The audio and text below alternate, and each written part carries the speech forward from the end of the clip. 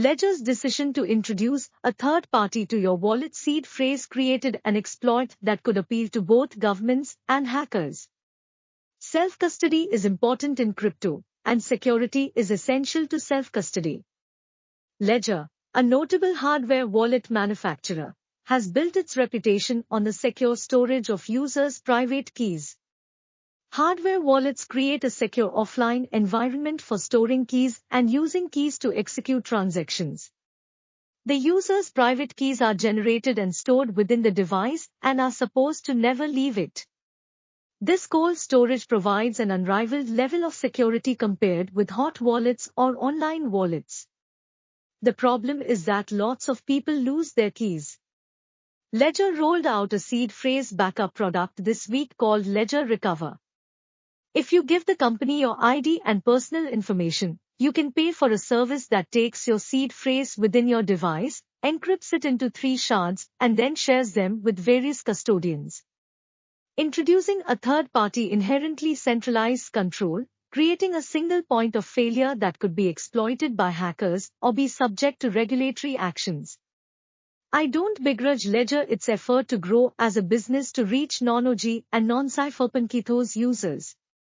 Millions of normies, like our skeptical baby boomer in-laws, will only ever be on board to crypto through this type of custodial backup approach. Its mistake may have been in trying to use the same product to appeal to both crypto self-custody OGs and the broader future customer normies.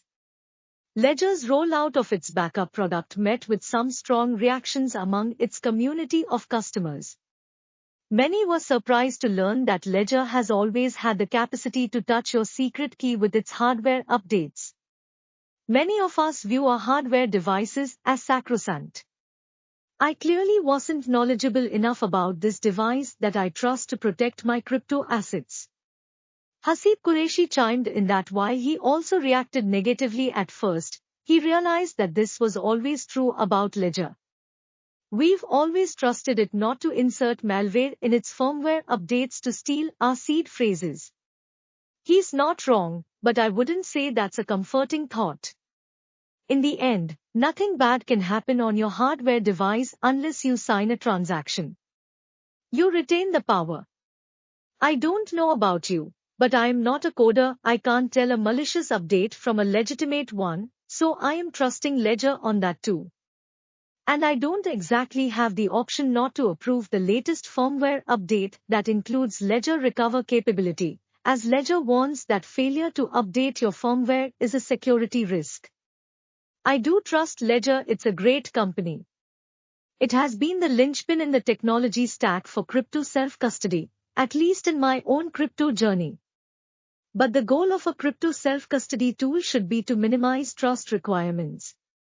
And that could be improved at Ledger through open sourcing more of its software and hardware. Ledger's chief technology officer was asked about this on May 17's Bankless podcast and responded that Ledger has signed non-disclosure agreements that preclude it from doing so and argued that people are unlikely to crowdsource security audits anyway. I'll bet security researchers like Andrew Miller, who uncovered vulnerabilities in the secret network, would take up that task.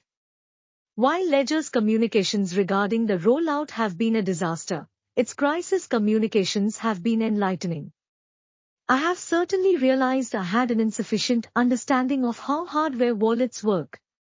But sorry, we can't open source anything because of NDAs is an insufficient answer to those in the community who have concerns that Ledger Recover could be used by a malicious actor to trick users with a fake update and steal their seed phrase.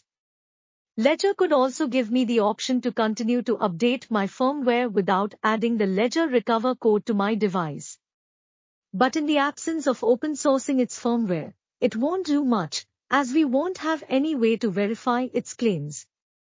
This could be a branding win if Ledger pivoted to roll out a cypherpunk-branded dimension to its hardware and software that appeases the OG crypto community such that they might be willing to opt into it, and lets existing hardware owners opt into it for their previously purchased hardware such that new updates are cypherpunk-branded and approved, as open source as possible, with crowdsourced security audits the whole package.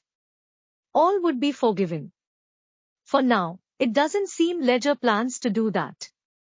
So, the options are to use open source hardware wallets, but those do not have Ledger's wide-ranging interoperability with emerging blockchains. Or you could build your own, or just use the new refurbished Game Boy open source hardware wallet.